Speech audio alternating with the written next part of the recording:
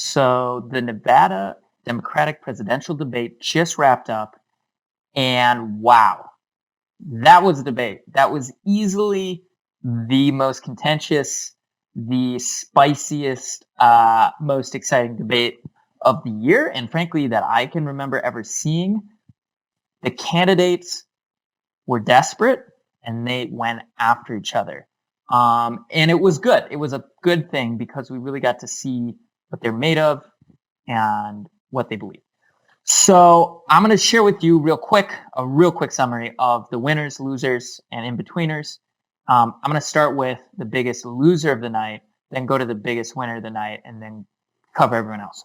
So the biggest loser of the night, by far, without any doubt, was Michael Bloomberg. And I mean, what can we say about this besides just cringe? That will go down as the worst debate history by a presidential candidate in years. I mean, seriously, like next election or the election thereafter, they'll be like referencing like, don't pull a Bloomberg on the debate stage. Like it's literally going to enter our lexicon. The reason I say it was so bad, if you saw it yourself, you will understand why. But if you didn't see it, he was like a real life Monopoly man. Like he was the classic out of touch billionaire rich guy who wants you, a peasant, to know that you don't deserve shit, your banking fees should be higher, and he's personally going to shut off your heat in the winter because you are a poor and he is not. Like literally, there was just, you could feel the condescension emanating off of him. He was imperious. He was impetuous. As the moderators asked him questions, he'd be like, I'd like my full minute and a half, please. Like, how dare you think to cut me off? It was very, very clear when he was challenged on, his stop and frisk policies, NDAs, things like that. He didn't have an answer ready. I mean, it's like he was so arrogant. He got on stage thinking, I'm going to wipe the floor with these people. And then they actually challenged him, which he is not used to having happen because he's a billionaire. So he's used to being flattered and sucked up to and waited on hand and foot. When he actually got called out, he didn't know what to say. He didn't know how to defend himself. It just came off as very feeble. Oh man, it was bad. And he got absolutely drilled by Warren on the NDAs. He had really bad attacks, like against Bernie. He, called him a communist, and like the crowd audibly groaned, But I was listening to Kyle Kulinski, the Secular Report, and Kyle made a great point where he said, listen, Bloomberg, the people, the out-of-touch elites he hangs out with, these really, really old boomers who have, been hoarding money since the Cold War, they, in his circles, they probably think that's a very clever comment. He's used to getting laughs from that. But then once he gets out among the common folk, it's just like a really, really lazy, not clever smear. So yeah, he just had a bad debate. He did find his legs towards the end of the debate. He, it took him a while to get the hang of it, but he did by the end. He was sounding a little more comfortable. So it wasn't a complete failure all the way through, but man, it was not great. Moving on to Warren. And I'm gonna go through these pretty quickly. Warren, I think, had the strongest night for sure. She was more vicious than usual, more aggressive, which I actually think was a good look for her. She really drilled Bloomberg. Oh my God, she just hammered him. And I thought that was really good. She came across as very, a little larger than life. Like she had real stage presence. You could tell she kept interjecting. She could basically speak at will. The moderators would let her just raise her hand and say, I'd like to add, and they would let her. And they wouldn't do that with other candidates. So I think the moderators and the media absolutely was pulling for Warren. They've been pulling for her for a while as an alternative to Bernie because they don't want Bernie to be elected. So they definitely cut her some leeway there, which wasn't totally fair to the other candidates, but Warren, took full advantage from it. I think came across very strong. My only critique to her performance of the night was that, she would talk about unity, and spent the last like 3 or 4 weeks talking about we need to come together. Bernie supporters, stop attacking people. We need to come together. Yada yada yada. Unite on me. I'll be the unity candidate. And then she got on stage and she just started smoking people, which you love to see, but it was like just very inconsistent because 1 second she'd be like, yo, we need to come together, unite. The next second she'd be like, well, Amy, your healthcare plan is like 2 paragraphs long. Bloomberg, yada, yada, Bernie, yada, yada. I mean, she attacked multiple people. And so it's like, which once again, I agree with. I think attacking was the right move, but the unity stuff just comes off as very hollow, especially now that she's abandoned that as a campaign strategy. Okay, so moving on to Bernie, our boy. Bernie had a really strong night. Very, very strong night. I almost put him ahead of Warren, but I think Warren won it fair and square, but Bernie was up there, man, for a few reasons. He got the front runner treatment. So, yes, the moderators had biased questions, but it was a little better than it had been in the past. He kind of got to sit back, be above the fray. No one really laid a finger on him. No one really got any good attacks in. So, and he's the front runner, right? His standing's not going to decrease. If anything, it'll increase. And everyone else just attacked each other. So he came off looking quite good. And a few of his answers, man, so good. So good. Oh, my God. His answer on climate change, you could see the passion. You could see the existential, I mean, just you believed him. I mean, he looked so authentic. He felt so strongly.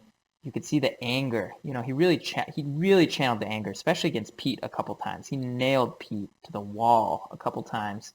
And that's what voters want to see. That's what these candidates are missing, is authenticity and emotion. And anger plays really well with the electorate right now.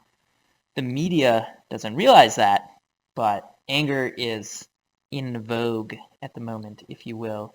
And I loved the jab on Bloomberg.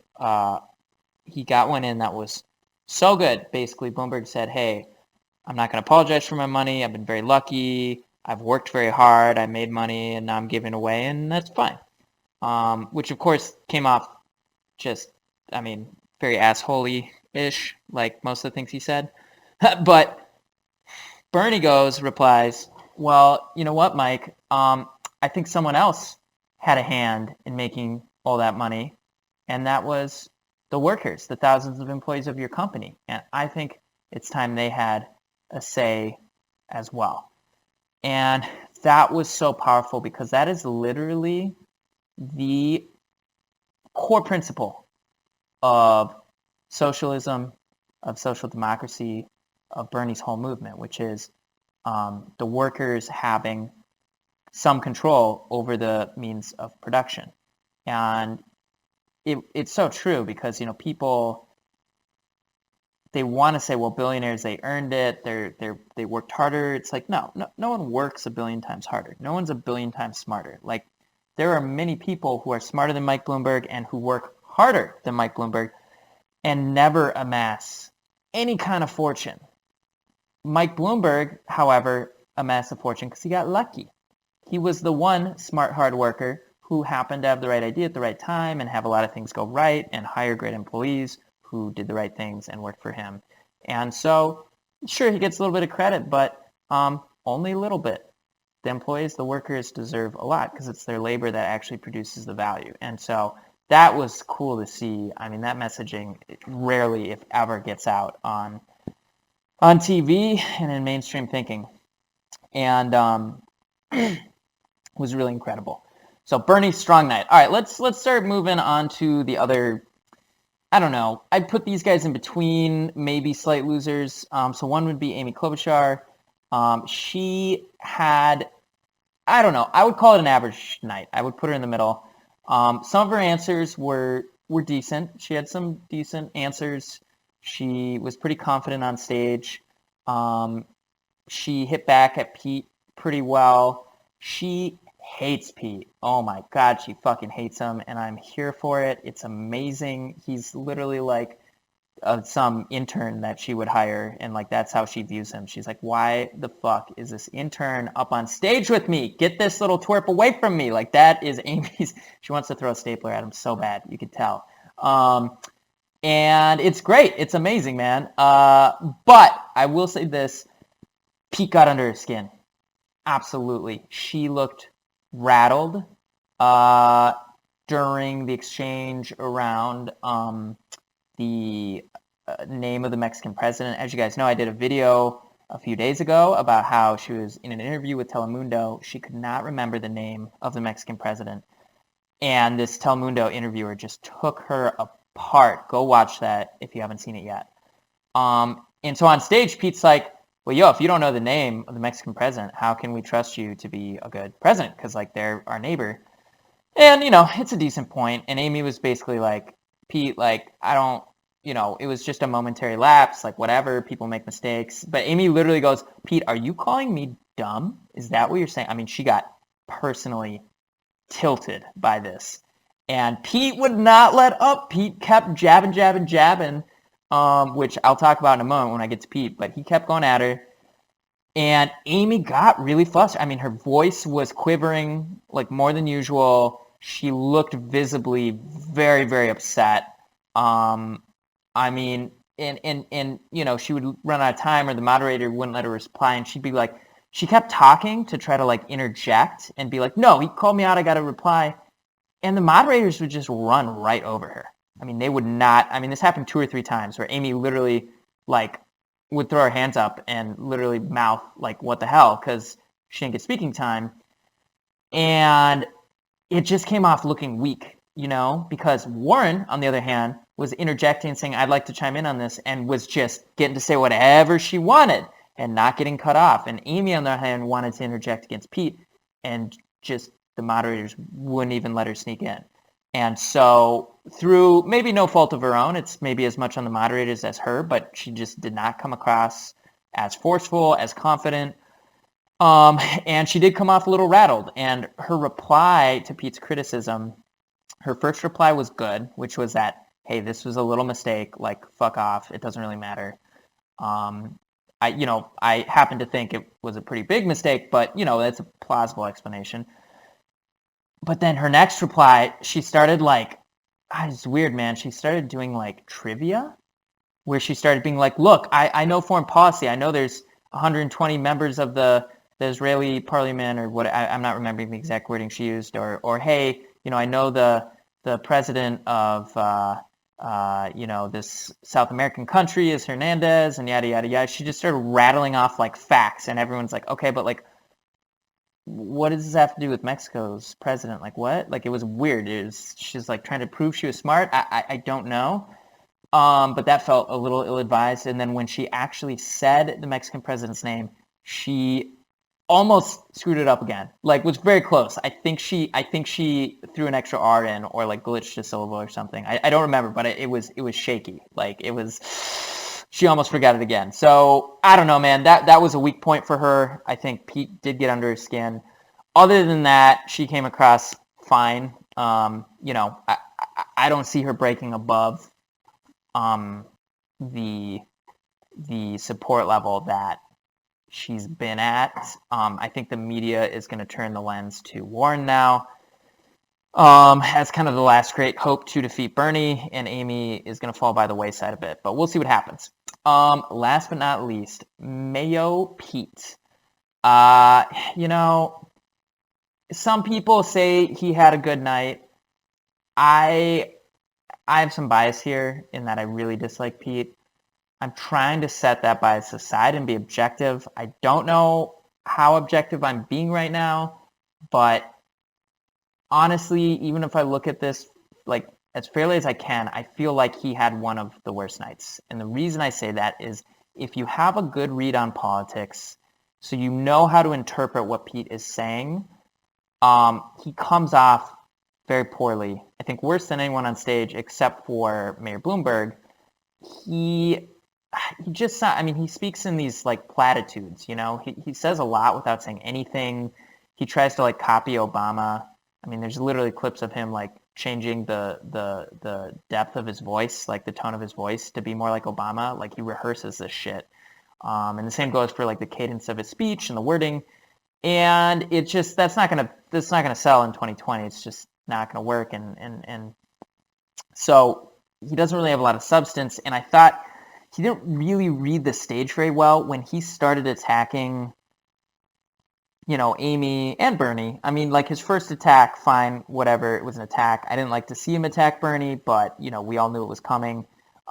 Amy, that was entertaining, but we all knew it was coming. But then he kept at it. Like he would argue, the candidate would rebut the attack, and then he would come back at them. And I think that he came off looking kind of like a bully. I mean, he drilled Amy on the Mexican president's name controversy like 3 or 4 times, it seemed like. And even someone watching casually would be like, all right, dude, like, it doesn't seem like that big of a screw up. Like, why do you keep harping on it? Like, why, like, are you trying to score points here? He really seemed like he wanted to score points.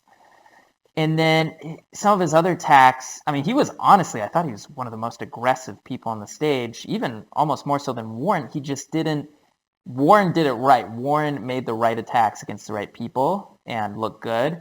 Pete was making these attacks like, we can't be so polarizing and extreme with, Bloomberg all the way extreme on one side and Bernie all the way extreme on the other side of the party. And, we need a unity candidate in the middle. And I get it. He was trying to take down the 2 guys that looked like they were doing well.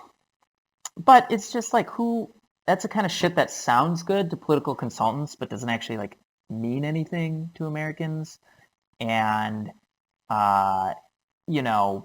it was like he was trying to triangulate this phrasing and positioning. It seemed too coached and too deliberate, and it didn't come across as like a genuine like policy argument at all. So anyways, I thought he had a weak night, and I just realized, guys, I totally forgot Biden. Don't know how I forgot Biden, but sorry about that. I thought Biden had a good night, actually. I put him right above Amy and below Bernie. Biden, this was one of his better debates, I thought, actually. He got some really good jabs in at Bloomberg. He, he started the debate with some good energy, some good aggression. He didn't really sustain that through the debate. I thought towards the end of the debate, he started kind of petering out. And that's something he does. Like, Biden just does not have the energy anymore, like, mentally to, like, be with it. I mean, the man is literally seems like he might be going senile. And I say that not to be mean. Like, I would like him to be fully in it. But he just, I mean, you can tell he, like, struggles to form sentences and, like, get thoughts out. And it's painful to listen to, man. It's painful. I thought he came across as like sympathetic when he was having trouble making his points. You were like, come on, Biden, you can do it. Like, get it out. But, man, it's tough, dude. It's tough. I don't think he's going to pick up support, but it might help him not, bleed additional voters. So that is my summary of the debate. Thank you, by the way, for making it through and listening to this. I just realized I have been using the wrong microphone on my computer linked to this recording, so the quality is not as good, but thank you for sticking through it. Regardless, I will just say I wouldn't take too much from this debate because Bloomberg is not Trump. He is like Trump in many ways, but he is almost the opposite in terms of charisma, ability to read the crowd, debate skill. Trump is a very good troll, a very good read of the crowd. And so some of the candidates looked really good going after Bloomberg, especially Warren. Biden got some good hits in. They look good going against him because he's like just the most dislikable person, like, honestly, I've ever seen on TV. I mean, he is like detestable. I don't understand how the media ever thought he would run a good campaign, but they threw him in front of us, and I'm actually really glad they did, because it let people poke holes in the fairy tale that Mike Bloomberg could ever be a real contender in a debate. So, I think when some of these candidates come up against Trump, they're going to have a much harder time scoring points against Trump, because Trump is a much more skilled debate opponent. So I wouldn't read too much into that part of the debate, but I do think the takeaways, especially for Bernie, are he's incredibly strong. His movement is only growing. And if Bloomberg stays in the race and is at the next debate too, Bernie and all the other candidates are going to continue to score points against him. So those are my takeaways. I hope you found this video interesting, and I will see you on the next one.